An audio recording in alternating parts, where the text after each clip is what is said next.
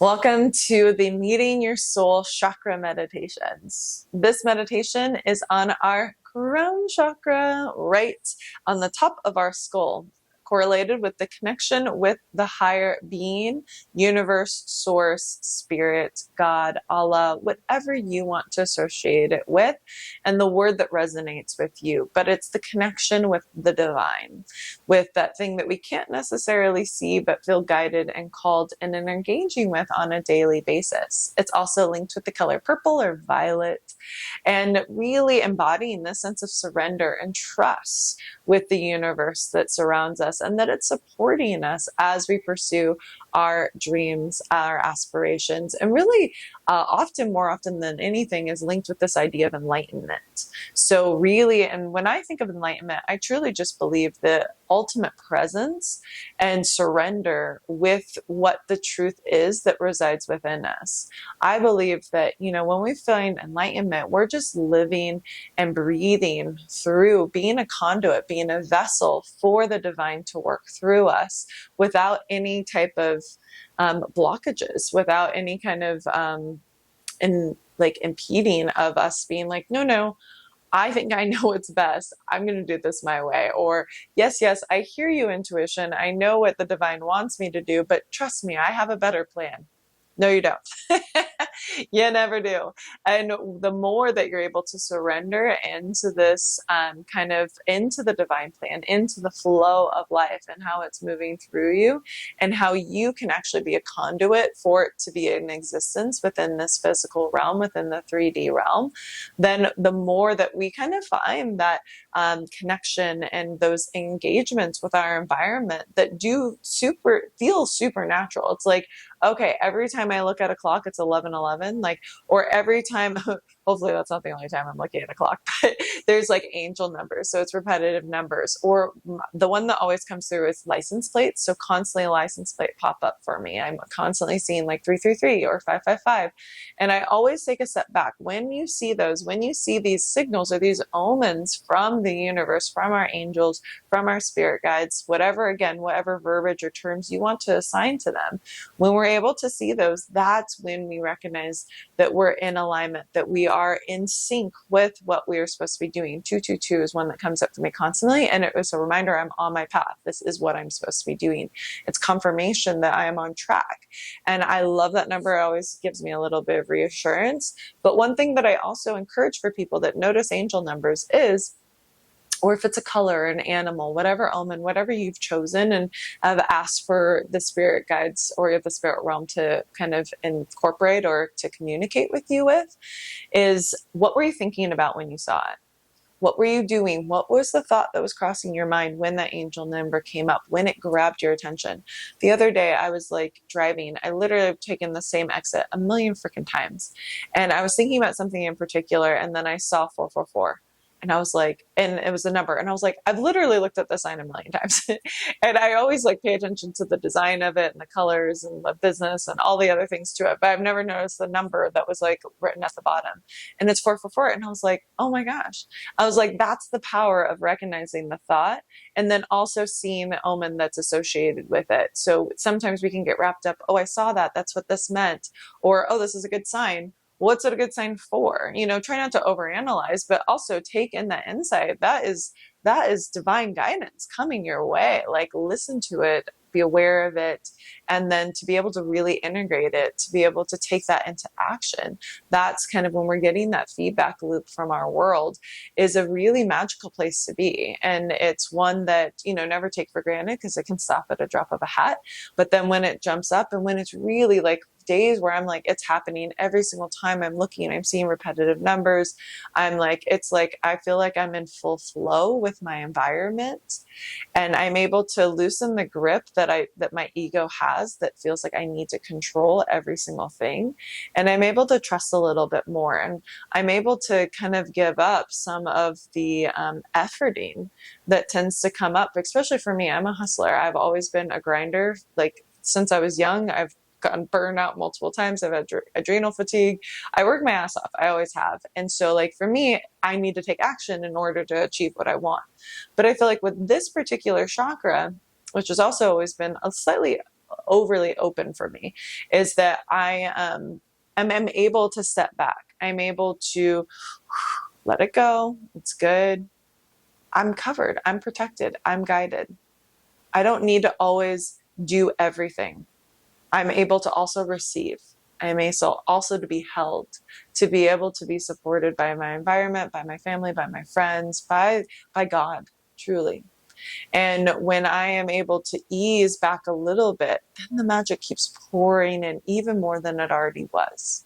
So the beauty within this particular chakra is really just to allow a little bit more in life, to be able to notice the signs, the signals that are coming up from you, from the universe, from God, again, whatever word you want to associate with that. But there is something larger than us that we're engaging within in this world. And the fact that you're listening to this meditation probably shows that you probably believe in that too. If you didn't, I'm sure you wouldn't be listening to this, or to pay to get it. But that there is an opportunity for us to be able to use that insight, use those signposts to be able to steer our way to where we need to be. And with the people and the places and the things that we're meant to be integrating into our lives. Okay, so this particular chakra, as I was mentioning before, is associated with the color purple. So you can wear that, violet. Also with yoga postures in particular. So Shavasana, headstand, trusting, kind of that surrender state, as well as really this idea of kind of just tapping into our intuitions, and also the mudra of the lotus flower, which is also correlated with the enlightenment. So the lotus is kind of the unfolding, coming from the mud, coming up to the surface, and then blooming. And that is when we're allowed to be seen, when we find that fullest expression of who we are and the divine nature, that flower that resides within us. So if you would want to do the mudra, you go ahead and press your palms together, and then keep your thumbs and your pinkies touching, and then open the other 3 fingers.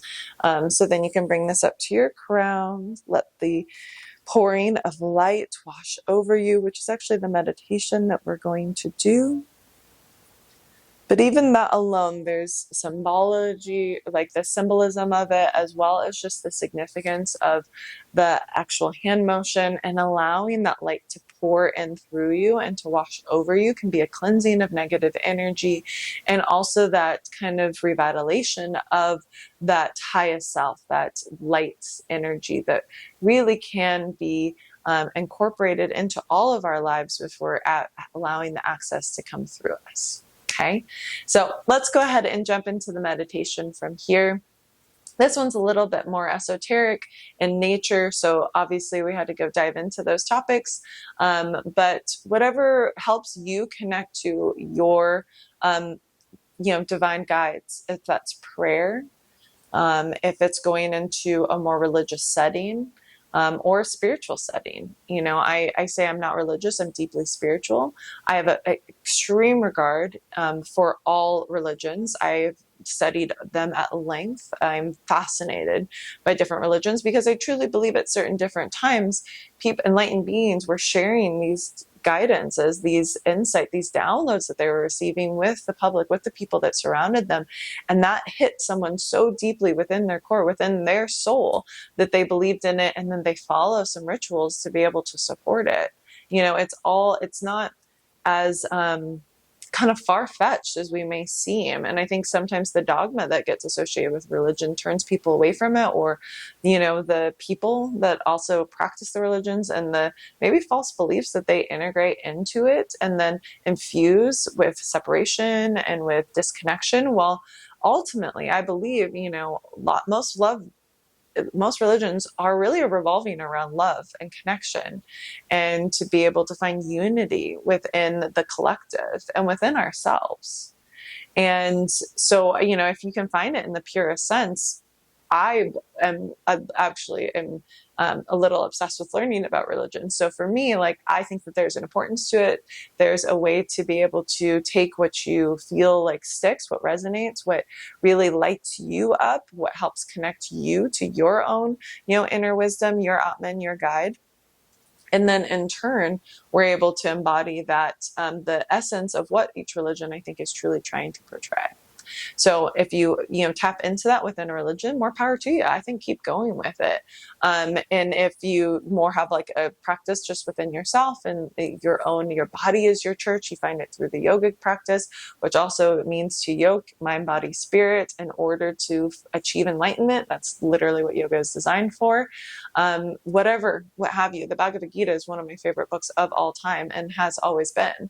I've read it multiple times and I found such deep, potent wisdoms and just little nuggets of truth that come through it that I respect it and hold it into the highest regard. Am I Hindu? No. But I definitely can say that there's a lot of pieces of information and guidance that I will always hold close to my heart from it. So if you have a religious practice or a spiritual practice that helps you sync up with this chakra as well, that can also be a way to kind of be able to apply this in this more physical realm, to be able to tap into the spiritual realm that revolves around us. Okay, back through, let's do the meditation. I would say just because this meditation is kind of opening up our crown chakra, grounding, I personally believe is really important because I can get a little ethereal. I can get a little woo woo woo. And that's honestly where I'm more comfortably at. Truly, I do physical practices in order to ground me because I could always just live in this just little dream world. But it's important to be able to connect so that we can take these insights, we can stay grounded, we can stay rooted in who we are, and then also we can really apply these insights into our, like, the practical, the pragmatic nature of what we're doing in this earth, on this world, in this lifetime. Okay, so feet down, grounding. Feeling the energy come through into your pelvis, our root chakra, rooting us into our seats, into the chair or the couch or the ground that you're sitting on. And placing your hands in wherever feels comfortable, maybe even a little bowl around your pelvis, one hand on top of the other. Notice which hand naturally comes on top.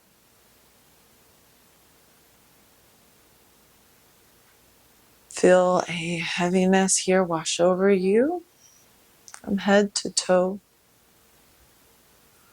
Grow taller with your next breath in, fill up.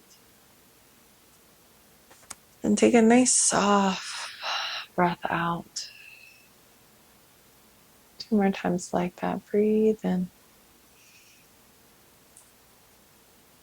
And out. 1 more time together. Fill up. And let it pour out.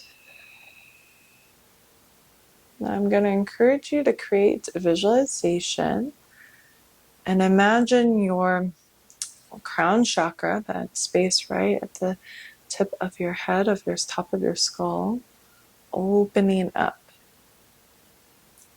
Maybe even press your pointer finger, or if you your pointer finger and your middle finger, applying pressure there, just bringing an awareness there. Moving your hand, placing it down, opening it up wider.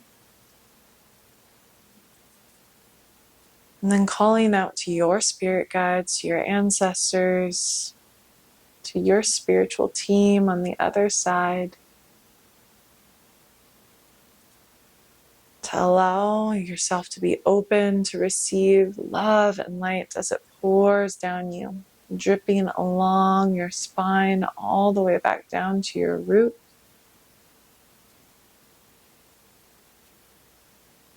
Transcending through the realms, filling you up, infusing you with this positive, Christ-like energy.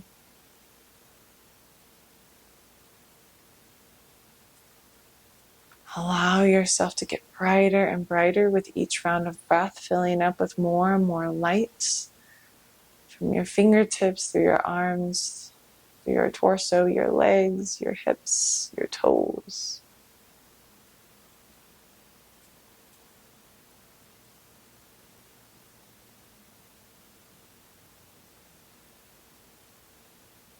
Feel yourself getting lighter with each round.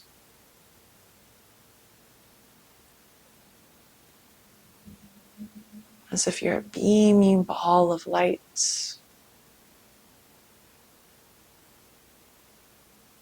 And let this move past the physical body and move into your auric field, radiating even larger, illuminating from the inside out.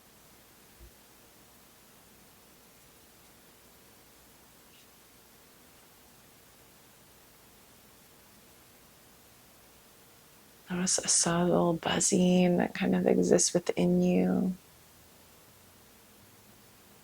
Once again, get brighter, shining in your fullest expression. Take 10 solid more rounds of breath, counting each round. And again, growing brighter, getting bigger, filling up the entire room that you're in with love, light, energy.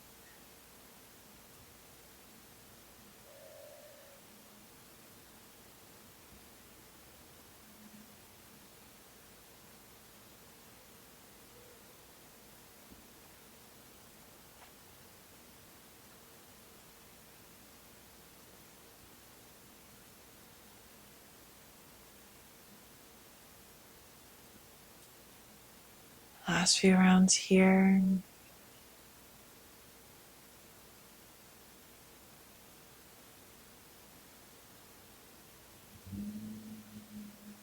I am divinely guided. I am full of love and light.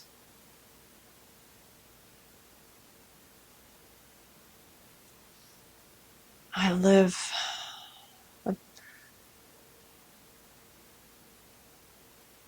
my essence.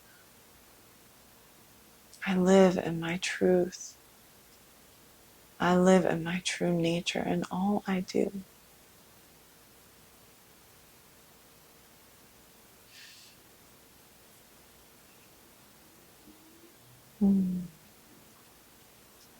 Repeating whatever mantra rings true for you. I am divine. I am love.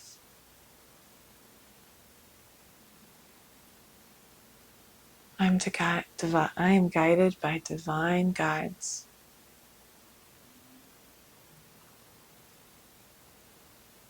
Tapping into your true essence and letting it flow through you and radiate throughout the entire space, maybe even your entire city, setting off a bomb of love around you.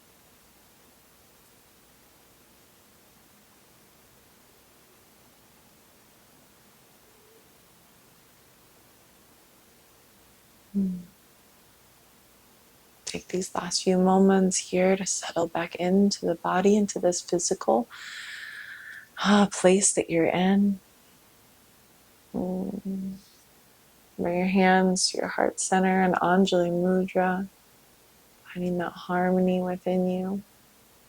Open it up into Lotus Mudra. Bringing your palms to the crown of your head. Once again, allowing the light to flow through you. And then closing, bringing your hands to your heart. And we continue to let the love move through us, but from that contained sense, knowing that we always have the option to open back up, that we come from a grounded, secured, and rooted place within ourselves. Begin to blink your eyes open. Notice any shifts or different feelings that are coming up for you. Maybe a brighterness when you look around, a little sparkle. And as you move in through the rest of your day, noticing the glimmers that come with us. So often we talk about triggers, things that initiate a negative feeling within us. But I believe that the glimmer is where the true magic happens within our lives. A glimmer is when we see the divine within others, within ourselves, and within the moment. When you look and see a beautiful flower that's blooming, and you see a ray of light that just washes over something in such the perfect way.